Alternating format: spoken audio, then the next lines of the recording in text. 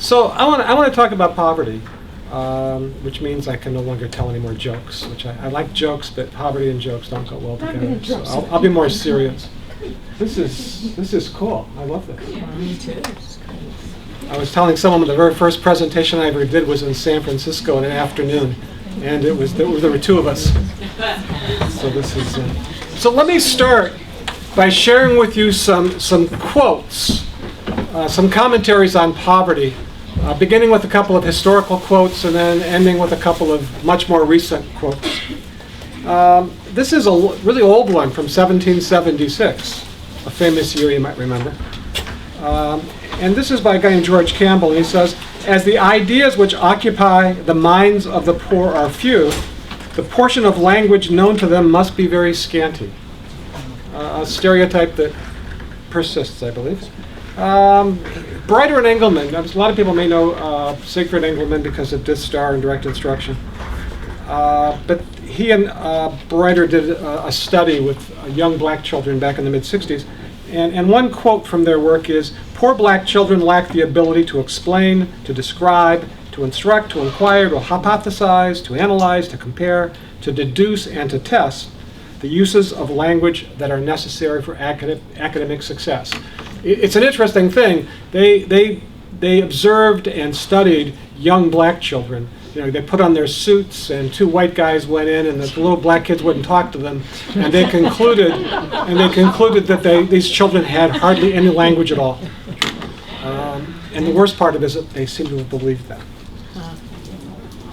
I'll talk more about Ruby Payne shortly, but here's a quote from her work, also observing about poverty. She said, "One of the rules of generational poverty is this: women may need to use their bodies for survival. After all that is truly yours. Sex will bring money and favors. Values are important, but they don't put food on the table or bring relief from intense pressure." She uses an example of a woman who, in poverty, who has an expensive bill from the car mechanic. You can figure the rest out. And that's how she's going to survive and pay her bills.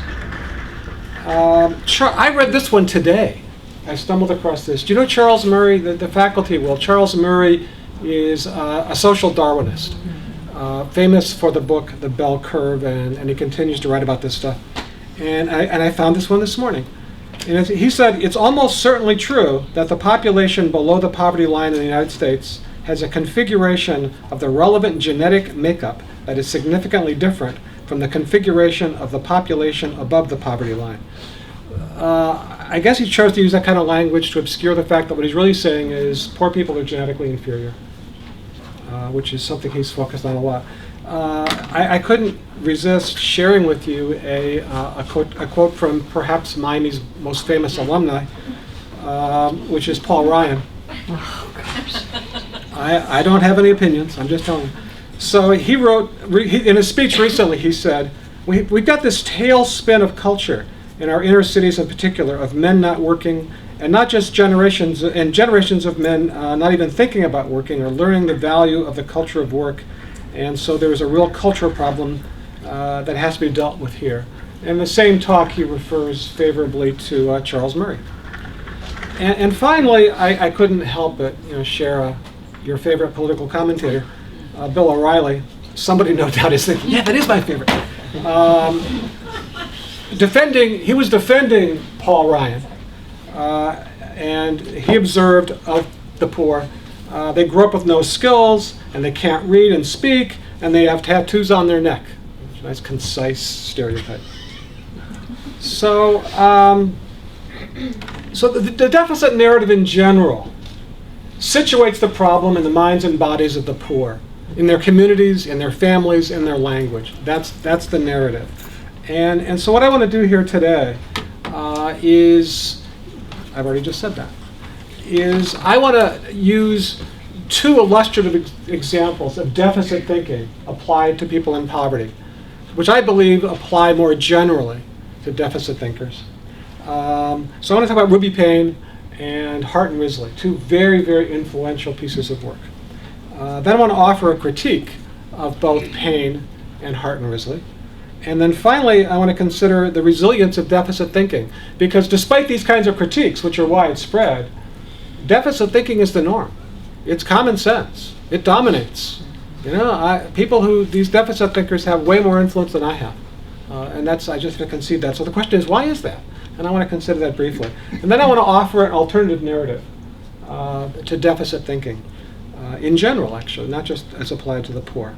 And I should be able to do this in enough time to leave us about 15 minutes or so to listen to supportive comments and feedback. There's never time for critique. I'm sorry. Maybe next time. So I don't know how many of you know about Ruby Payne. Ruby Payne actually has a strong presence in Butler County and Montgomery County, I discovered recently. And she has enormous influence across the country. And I'll say more about that in a second. But what she does is she's got this notion that the poor share a culture of poverty. And in particular, they share what she calls hidden rules, which are these unspoken cues and habits of a group, kind of dispositions. I mean, it vaguely resembles cultural capital, but only vaguely. Now, these hidden rules, just to give you some examples of what they look like, they include things like, for the poor believe that the present is most important, right? And decisions are made in the moment. Forward planning is a bit of a problem for the poor, as I'll emphasize in a second. She says also that the driving forces for the poor are survival, relationships, and entertainment. And I'll contrast that again with the middle class in a second. And she said, yeah, the poor think education's important, but they tend to view it only in the abstract, not as something that is a reality. Okay? Now, importantly for Payne, the middle class and the upper class also have their hidden rules.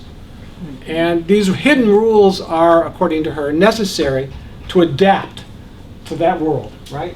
And so if the poor may adapt to life in poverty by adhering to these kind of rules, but if they want to climb out of poverty, if they want to be middle class, then they have to learn the hidden rules of the middle class. And that's a pretty fundamental assumption of her work. Now, let me contrast that quickly with some of the hidden rules of the middle class. Again, I'm only giving you a couple of examples. She's got lots and lots and lots of these things. For the middle class, decisions are made for future ramifications. I wish I'd known this. As opposed to the poor, again, who are pretty much caught in the moment. And I violate my rule not to make jokes, I'm sorry. For the middle class, work and achievement are the driving force, right? As opposed to the poor, who are driven by relationships, survival, and entertainment. The middle class view education as crucial for climbing the social ladder and making money. Unlike the poor, who kind of only view it in the abstract. They don't really get it, according to her. So again, if the poor are going to climb out of poverty, they need to figure these rules out. And one of the things Payne wants teachers to believe is that they have to teach kids the rules of the middle class, that is, children in poverty, to help them move out of poverty. And again, there's a grain of truth to that. I don't want to completely dismiss that. Okay. Something else that Ruby Payne does is she believes, or she claims to believe, that for teachers to work successfully with the poor, they need to understand what life in poverty is like. So she has an extensive narrative, and she's written a lot of books, by the way. And I've actually read at least 3 or 4 of them, and also with some videos. And so she talks about these things a lot. But she gives a long narrative about what life in poverty is like, what the poor are like, and presumably these are things that distinguish them from the rest of us who are not poor. So for example, she says the poor know how to get guns, even when it's illegal to do so, right? They know which garbage cans to be accessed for food, and this is harsh. She said they have common law marriages. Now, I mean, we could argue about each of these things because, I mean, it seems to me my daughter and her husband lived together for a long time, but that's another matter. The poor view jail as an ordinary part of life. It's just what happens to them. So it's not something they fear, it's not something they worry about. In fact, going to jail means 3 good meals a day. So it's not really a big fear for the poor, according to Ruby Penn. The homes of the poor are generally noisy, nonverbal, disorganized, and violent. Men are often absent. Single mothers, according to Payne, engage in frequent casual sex. She's explicit about that, by the way. I'm not making inferences here. In one of her books about boys in poverty, she even makes the claim that a lot of poor people don't even know how to use utensils. I mean, it's hard to present some of this without commentary. But again, she's enormously influential. Her influence greatly exceeds anything I've ever done or ever hope to do. So I want to make that point. But in general, the lives of the poor are complicated by drugs, domestic and gang violence, sexual and physical abuse, prostitution, drunkenness, and teenage pregnancy. And that is the portrait she paints. So here's what the narrative looks like overall. I mean, poor children and their families are immersed in a pathological culture of poverty, a situation largely of their own making. And to escape poverty, the poor need to learn the hidden rules of the middle class. Put differently, they need to learn to be more like us, right? And if they learn to be more like us, they'll be able to climb out of poverty and all will be well, presumably. She's explicit about this in some places. So if you know Ruby Payne's basic book about the culture of poverty, she doesn't say this there, but she does say this there's a book called What Every Church Member or Church Goer Needs to Know About Poverty. And in that text, she's quite explicit about this, that to escape the culture of poverty, poor persons require the support of mentors and teachers who are members of the middle class who can show them the way. And I'll come back to that because this kind of ties into this savior mentality, this savior narrative, which is partly why she's so powerful, I think, because that's a very persuasive narrative for a lot of people. So learning the rules of poverty, not handouts, is what will help the poor escape poverty, right? I'll say more about that, but she has lots of anecdotes about everything, but about the poor when they're given stuff. Right, so she tells this story about this poor family whose church gave them a refrigerator, and then the family disappeared for a week, and they came back, and turned out the refrigerator was gone, and it was gone because they sold the refrigerator and they used the money to go camping because life was stressful and they needed a break. And Payne uses this as an example of, one is these folks not having the right values, but also, what's the point of throwing money at them? They're not going to use it effectively. So they need to learn the hidden rules. Handouts aren't what matter. Again, so she also is explicit that some poor folks, that is people in poverty, aren't going to learn the rules necessary to escape poverty. They're going to explicitly reject the mentoring of Ruby's church, for example. And so at some level, being poor is a personal choice, right? A thing we've heard before. If you guys, most of you are way too young for this one, but Ronald Reagan once claimed that the homeless chose to be homeless because life on the street is so good. Okay, so that's Ruby Payne's narrative, right? I'll come back to critique it a little bit more in a second, but let me talk about the Hart and Risley thing for a minute too, because it's incredibly influential. Here's a number that academics will understand that students won't quite get. But there's something called the Social Science Citation Index that indicates the number of times any piece of academic work has been cited in somebody else's work. Of course, it would only capture things in peer-reviewed journals. This book, their basic book, has been cited over 1,300 times. Most academics don't get cited that many times in their life. So it's really, really influential. And what's just as interesting is it's gone up. So we looked at this Social Science Citation Index about 7-8 years ago, and it was only 500 references. Now it's 1,300. So it's being cited more often as time goes on. It wasn't cited so often the first 5 years after its publication. Anyway, so let me tell you about Hart and Risley pretty quickly. Very, very influential study looking at vocabulary and language use and development in homes of various socioeconomic groups, okay? So they looked at middle class and working class, but the comparisons that have been most often cited are those that compare upper class families with poor families. In this case, children on welfare. Okay? So what they did, though, is they started observing once a month, for an hour a month, in each home, starting when the kids were around 7, 8, 9 months of age. And they continued for 2.5 years. So they got a lot of data. There's no doubt about that.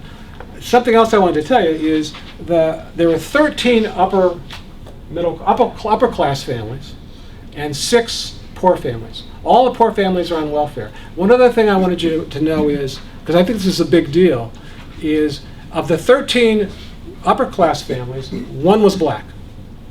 The 6 poor families, all were black. Right? And by the way, just so you know, maybe the students don't know this, but the majority of poor people in this country are white. Right? Which makes sense because the majority of people are white. Okay, so that's an important thing to know. And they're all from Kansas City, so I don't know. We'll talk about that. So there are a few findings that have been widely cited that are important. So one of the things they found is that at age 3, the children in the welfare families had working vocabularies about half the size of the children in the upper class families. And they use these numbers, right? 500 words versus 1,000 words, okay? And that's been widely cited. And to explain this deficit, this deficiency in language, they implicate both the quality and the quantity of language in the children's homes, okay? So let me share with you another quote. This has probably been the most cited quote from their book, that extrapolating from their 1 hour a week, they estimate that by age 3, the children in professional families would have heard more than 30 million words spoken. The children in the working class families, 20 million words, and the children in the welfare families, 10 million. So one of the claims they're making is one of the reasons that these children in the poor families speak less is because they hear a lot less language. And there's some general truth to that, but it's more complicated than that. But they also implicate the quality of language in these homes. So they say, for example, that the professional parents, which are the upper class parents, turns out the professional parents are mostly university professors. So we're not really upper class, but if only. But I lost my place by being smart. Okay, the upper class parents use more multi-clause sentences, as more complex sentences, more past and future verb tenses, more declaratives, and more questions of all kinds, okay? And they make a particularly big deal out of the fact that the rich parents and the poor parents used directives in very different ways. Directives are request forms. So they note, as other people have actually concluded, this seems to be pretty well accepted, that a lot of poor families use more direct request forms. So they might say, go to bed, okay? We middle class parents, I've got 2 children, we might have said something like, well, gee, Ann, it's 8 o'clock, right? You know how that works. So we use hints. The presumption is that one's more polite than the other, but it's really very, very much tied to culture. So they make a lot of that. Also in terms of correctives, they note that upper class parents correct their parents in similarly indirect ways. Okay? So I might have said to my kids, gee, you really shouldn't have burned down the house. That's kind of bad. Where another parent might say, bad child or something. You get the point. I'm just exaggerating, but I can't help it. So let me, it's kind of dangerous to summarize a whole book in 4 minutes, but I think I am capturing the essence of the book. But here's how their narrative generally works, from my perspective. Students in poor homes hear less language, and the language they do hear is impoverished. And therefore, they have more problems with language. There's also the negative tone of language, and for the negative tone refers to these more direct request forms and more direct ways of correcting kids. They think that's negative, and they think it emotionally damages our children. And in fact, here's what they say about that. This is pretty cool. They say it'll take thousands of hours of affirmative feedback even to begin to overcome what the child has learned about herself in the first 3 years. I'm going to come back to this one, but just as the foreshadow, what I want to say is this is highly problematic because it's cultural, right? But yeah, I'll say more about it in a second. The problem is overall that a culture of poverty places fewer linguistic demands on children in poverty, and therefore they hear less language, they learn less language, and the language they learn is less complex and less useful. And most importantly, it doesn't prepare them for the kind of academic challenges of schooling. Probably my next PowerPoint's going to see it. Yes, I already said that. I do that all the time. It's because I looked at my own slide presentation, so it's okay. So let me tell you about the problems. Because I can't control myself, I've actually hinted at quite a few of them. But here's the main one. These deficit stances are quintessentially disrespectful. I mean, to look at someone, and worse, for teachers to look at their students, and to begin with the assumption there's something wrong with them, or there's something wrong with their families, or their culture, or their language, or their community. I mean, that's just not going to get you very far. Plus, here's something else. Do you know Gloria Ladson-Billings' work? Again, the academics do. Ladson-Billings did an interesting study that was published in a book called The Dreamkeepers.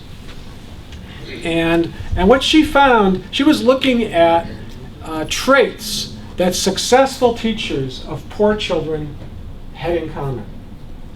And perhaps the most important trait they shared was respect for their students.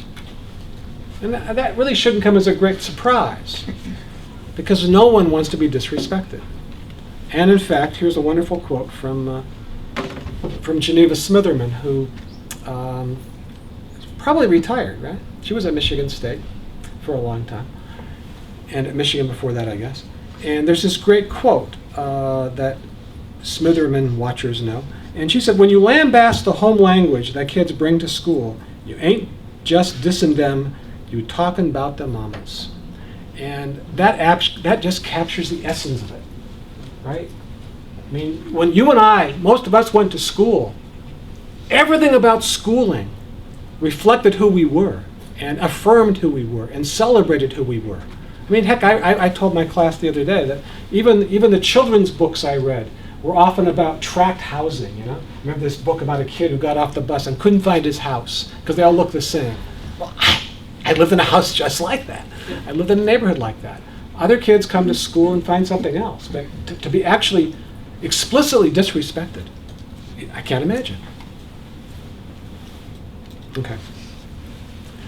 So, related to that is, this disrespect is deficit narratives, particularly folks like Ruby Payne and to a large degree Hart and Risley, reinforce the basest stereotypes we've had of the poor for hundreds and hundreds of years. We just talk about different groups, you know? When George Campbell, the Scot, was talking about the poor, he was probably thinking about the Irish. Other people are thinking about other groups. It's just insert group here. But these stereotypes have persisted for a long, long time. Now, for this slide, I just went to the internet and said, image poor woman. So this is presumably an image of a woman in poverty. But it serves my purposes. Here's the question I would ask Ruby Payne, Hart and Risley, or anyone who firmly embraces that work. What do you know about this woman in poverty? Right? I mean, is she abused? Is she a single mother? Does she engage in frequent casual sex? Does she use her body to obtain favors? Is jail an ordinary part of her life? Does she get food from garbage bins? Does she talk much to her kids? Is she focused on instant gratification? Is her home noisy and disorganized? And the answer is, I don't know. And that's the danger of this kind of work, is it suggests that we know something about people based on merely, sharing sharing a certain amount of money, right? And I think it's we ought to be horrified by this stuff, in my opinion. We really ought to be. And yet there are significant groups of people who think, oh, this is great. We're learning something about poor people. I don't know. It doesn't seem to me that learning about base stereotypes gets you very far. And as I said a moment ago, I mean, if it's disrespectful, in fact, it will get you nowhere. Some additional problems, more specifically, about Ruby Payne and Hart and Risley. Ruby Payne makes dozens and dozens and dozens and dozens of claims for which there is no research base. My friend and colleague Randy Bomer at the University of Texas and a couple of his colleagues did an analysis of Ruby Payne's basic text, and they identified like 600 or 700 claims that she makes and tried to tie them to research evidence.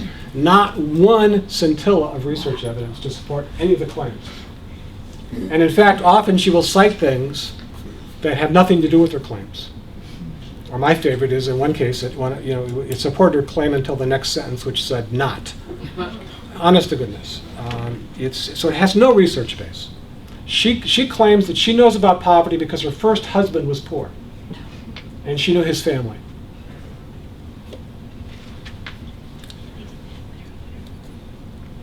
This idea that there is a culture of poverty that people share any kind of culture, a set of values or beliefs, ways of living in the world, by virtue of shared economic status, is preposterous and has been thoroughly discredited.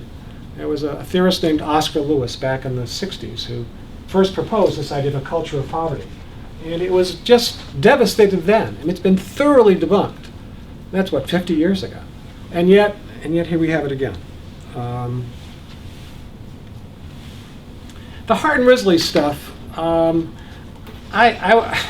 somebody I like and respect was defending Hart and Risley on a listserv I'm on, a listserv that Connie Weaver and I are on. And I don't know, making claims about the poor based on 6 black children on welfare in Kansas City. I don't know, that seems like a stretch, right? And not to mention the fact that that's definitely a racial statement. Although Hart and Risley think they did fancy statistics that factored out race, but my eyes tell me that all of one group is white and all other group is black. I mean, that's kind of hard to ignore. But 6 is insufficient. I think that we accept some of this stuff because some of us were inclined to believe it to begin with. I can tell you if I did something like this with 6, there'd be nothing left but the feathers. I mean, yeah. Hart and Risley, I've already kind of alluded to this. There's a breathtaking ethnocentric bias when they start talking about how language affects children in poor families. I mean, there's 2 ways this works. One is if they say it's emotionally harmful to hear these very direct requests or direct feedback, correction of behavior, and so on. Well, the first question is, do the children actually experience it that way? I don't know. Maybe not. And the other is, it's ridiculous. I mean, no sociolinguist would ever claim that the force of it's 8 o'clock and it's time to go to bed is any different from go to bed. I mean, it means the same thing. I was thinking about this today as I was driving, looking for a parking place. I had a terrible time today. I was thinking, well, when Sister Mary Godzilla, as I like to refer to her, when Sister Mary Godzilla said, it's time to clear your desks, we didn't think she was just making a comment. We knew that she was making a very, very strong request that had every bit the force of, clear your desks now or you're going to the principal's office. Well, she may not have said the principal's office, although she would have said it to me because I was there all the time. It's a true story, actually. Anyway, so that's very problematic. I mean, so they really view their data very much from the privileged position of white middle-class researchers, having no real sense for how language is used and understood in different cultural groups. And this link between language and social class, which is what Hart and Risley do and Ruby Payne does, and people have been doing for centuries. Again, on what basis would you believe that people would share any kind of language tendencies based on their income, right? I mean, there are different cultural groups, and there's lots of different poor, right? I mean, it's not at all clear that the language and culture of urban Appalachians here in this area would have anything to do with urban blacks in Cleveland or Kansas City or poor Hispanics in Texas. I mean, these are all different groups. I mean, and even people who share race and income, why would they share culture? It doesn't make any sense. So this is a very tenuous link, and it's problematic. And again, the problem of race, it's there all the time in their work. I've had people get very upset with me who I claim that one of the problems with Hart and Risley, it puts a black face on poverty. And the response was, well, they used fancy statistics to parcel it out. I mean, it's crazy. And Payne also denies that race matters in her work, and yet almost all of her anecdotes about people in poverty are people of color. That's dead serious, because again, it's reinforcing a lot of views. Okay, so to conclude this portion of my show, both Hart and Risley and Ruby Payne, in one way or another, address the question, why is there persistent intergenerational poverty in the United States? And in fact, Hart and Risley started out with that question in their book. They said, we had the war on poverty, and 30 years later, they wrote in 1995, there are still poor people. What's the problem? Well, here's what both conclude. The answer to the problem lies in the poor themselves, who lack the cognitive, linguistic, emotional, and spiritual resources to escape poverty. Now, arguably, what really matters is the consequences of this kind of thinking.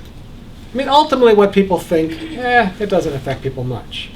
But the problem for deficit thinking, this kind of deficit thinking at least, is there are consequences. It affects the lives of poor people in significant ways. One way it does so is it reinforces notions of the undeserving poor, right? If it's their fault, it's their language, their culture, it's not our fault. We can try to help it, Why should we pay higher taxes? And people are borrowing heavily from this kind of thinking in support of legislation and other efforts to severely cut programs for people in poverty. And again, whatever you think about this stuff, the material effects of poverty do matter, right? I mean, the stresses of poverty, the health problems of living in poverty, the living with toxins, all these things have extraordinary effects. And changing people's hidden values or hidden rules, they're going to change that. They need something more than that. And one of the consequences of this thinking is, well, it's their fault. It also provides a rationale for what Martin Haberman back in the 90s calls a pedagogy of poverty. I won't talk too much about that, although I guess I will implicitly.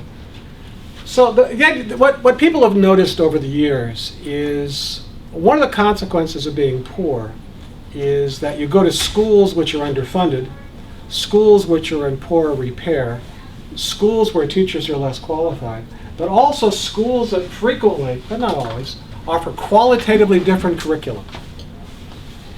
So whereas most of the students in here went to really good high schools, maybe affluent high schools, where you were challenged, right? You got really thoughtful, engaging kinds of activities to work with.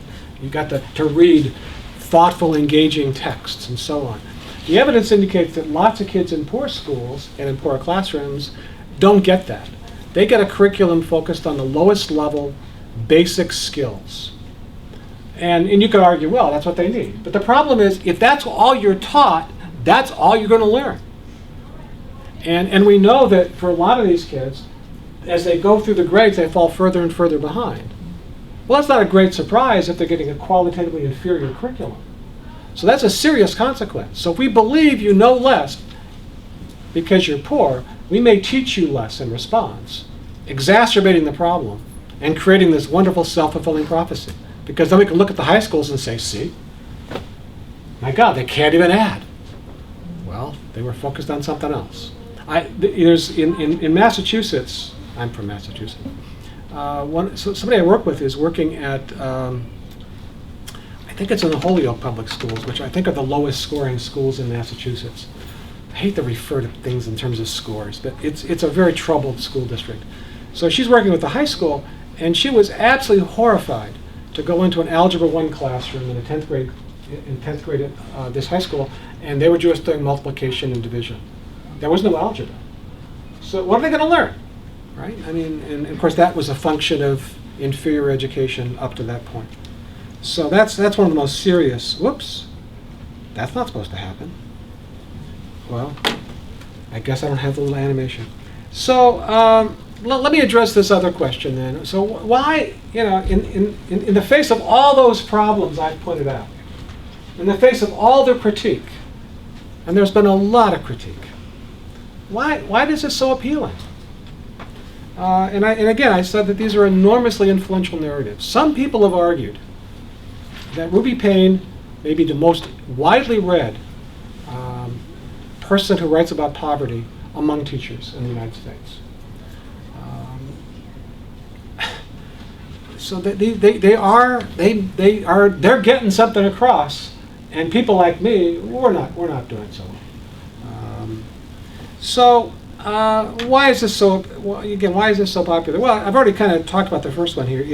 If the poor are the problem and poverty is a matter of choice, well, that's an appealing narrative for a lot of people. But people who think you've got to just pull yourself up by your bootstraps, and we don't need to, raise taxes or spend public money to support these folks. That's one issue. The other, I think, is that all this work portrays the poor as people who need to be saved by us. And that's a powerful narrative. And those of you who are going to be teachers, please, please resist it. There's nothing worse. I mean, if you see yourself as a savior, your job is to save kids because they have labels or because they're poor or because whatever. It's not an equitable stance. It's not a respectful stance. Because that's the second part here.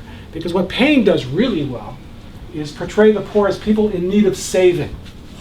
So she says, on the one hand, we should save them, and she's especially explicit about that with church members, but she also tells us why they need to be saved. They've got all these problems. There's so much wrong with them. And we teachers in particular can save them. But it's a bad narrative, because it's inherently disrespectful to think of someone needs to be saved by us. From what? Their lives? Yeah. I kind of already said that. Fixing the poor doesn't require handouts. But I think maybe more than anything else, there's a simplicity to the argument. And one of the things that academics learn the hard way, or maybe many of us don't learn it at all, is that one of the reasons people don't embrace our arguments, one of the reasons we're so ineffective, generally, is because our arguments are so ridiculously complicated, right? And people aren't going to sit there long enough to listen.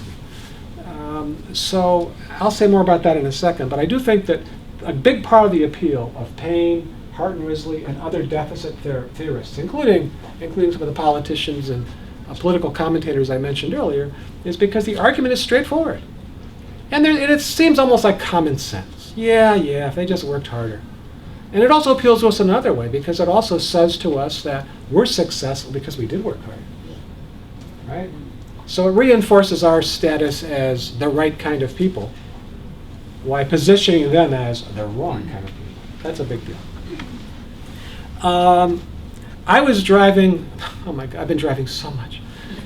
I drove home for spring break, and I was driving back from Boston, and I'm listening to NPR, like a professor, right? No wonder I can't construct simple arguments. And I listen to the TED Hour. Do you know about that? So they just have excerpts from TED Talks. It's good stuff.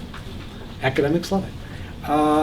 And so Malcolm Gladwell was on, and he's a pretty interesting guy. And he's talking about, the whole theme was things we thought were true that aren't. And so in response to his story, he says, you know, when the narrative becomes the metaphor, it's difficult to displace. And I thought, that's it, that's right, that's exactly what I need to say in my talk. Thank you, Malcolm Gladwell. And because the narrative, Ruby Payne's narrative, or this more general narrative about the poor is the problem. You know, the poor is oversexed and noisy and violent and all these things.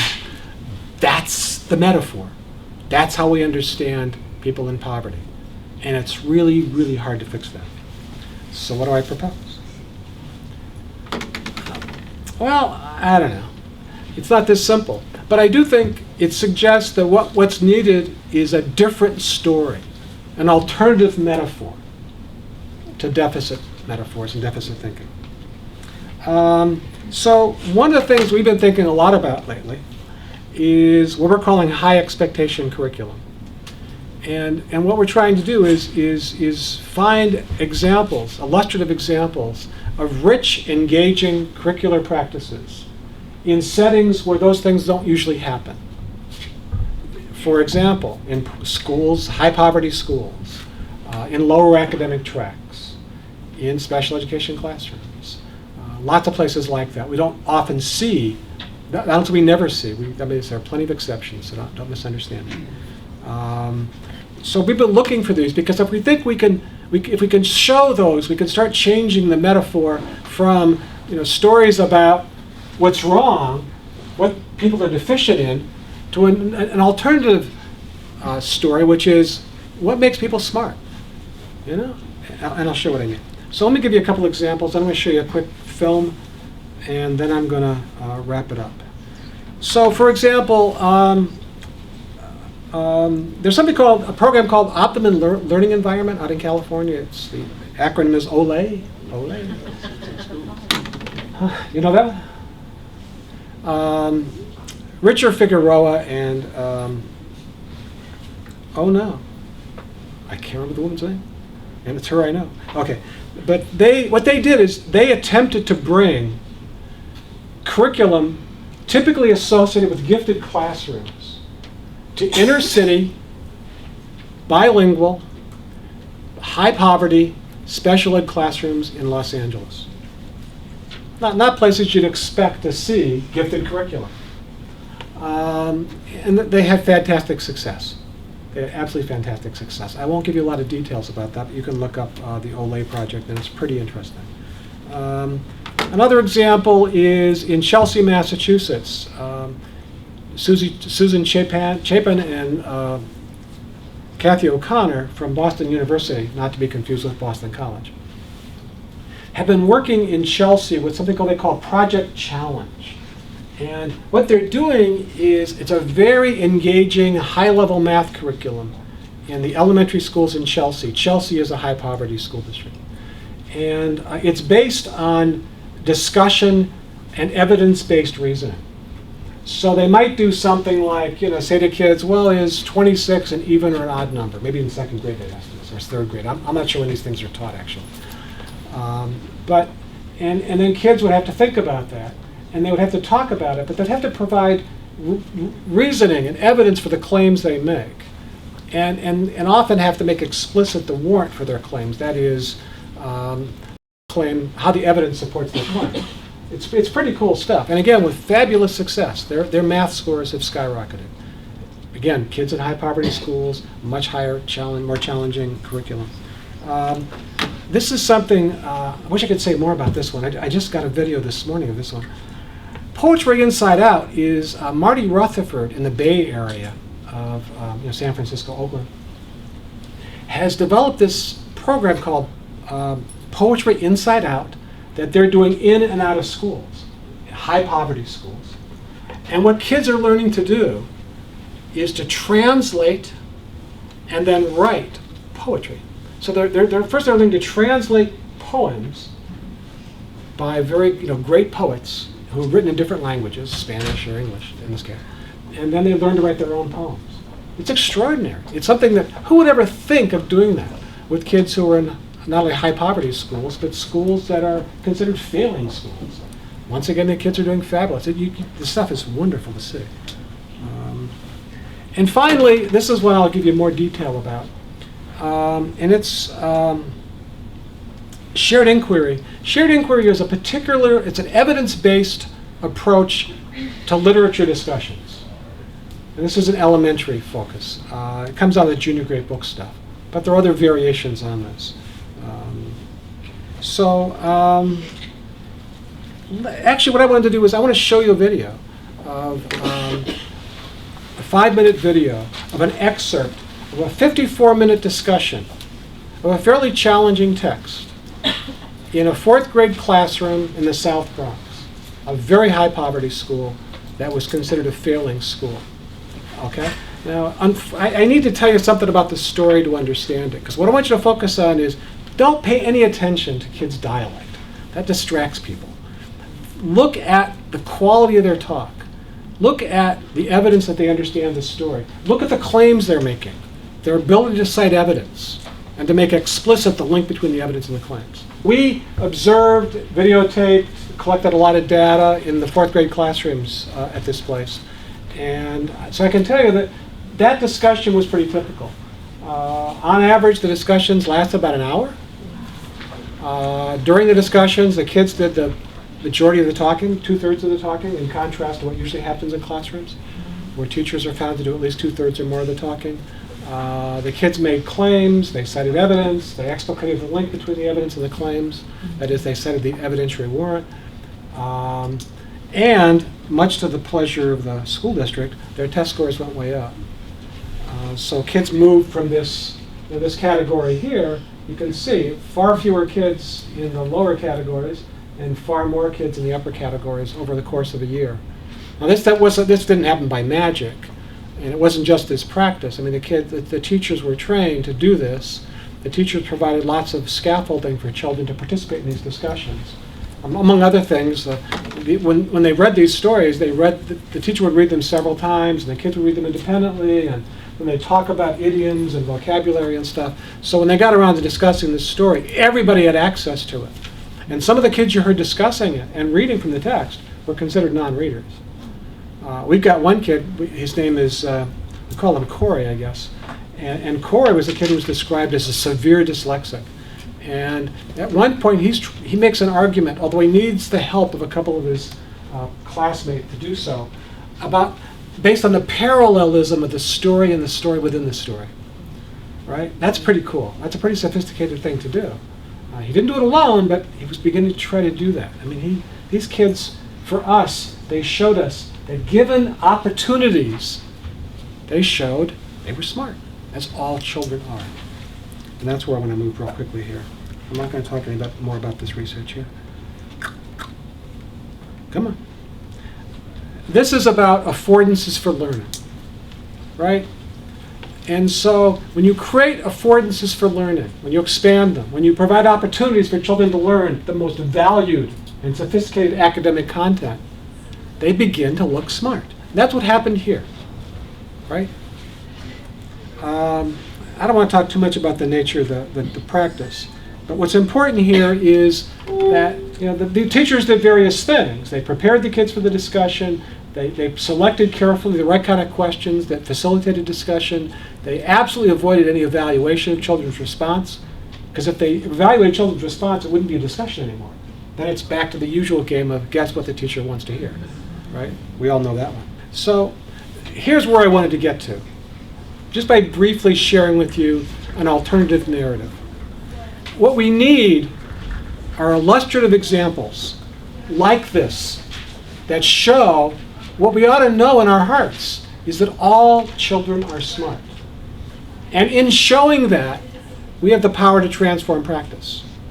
Our experience is when we show teachers videos of kids engaging in these practices, it depends, I mean, if the kids look like they're kids, they're much more easily persuaded. Because otherwise they say, oh, not my kids. And in fact, I've been working at a school in Boston called the Trotter School for the last 2 years on a practice just like this.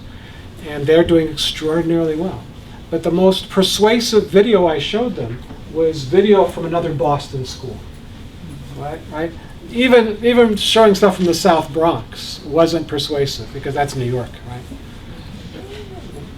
Bostonians and New Yorkers don't always like each other. But this really works. This really works. So this is the segue into asking questions. So again, the argument is that viewing children through the lens of deficit is a destructive practice. And looking at kids in terms of what they know, what they can do. I mean, you know scholars like Louis Small and the Friends of Knowledge and culturally relevant pedagogy and so on. That really matters. But it begins with the presumption of competence, that all children are smart. And in fact, when children don't look smart, the question ought to be not what's wrong with her, but what's going on here? This doesn't make sense. How could any child not be smart? It doesn't make any sense. Now, I'm not claiming, by the way, that it's magic. I'm not claiming that some children don't need support learning more vocabulary. I'm not claiming that children don't need to learn about cultural capital. I mean, how do you get into college, for example? That's cultural capital. And we can be explicit in teaching kids that, because a lot of kids don't know it. It's a whole lot easier to figure that out when your father's a professor, for example, than not. But how do we work that out? And ultimately, it's our responsibility as educators to tackle these things. But we have to begin with the presumption of competence. Fabulous things happen when teachers and educators more generally begin by assuming that their kids are smart, whether those children are in poverty, whether those children have disabilities, whether those children, whatever. They all are smart. And that's where the miracle is, I think. If you create the affordances for learning, kids will not disappoint you.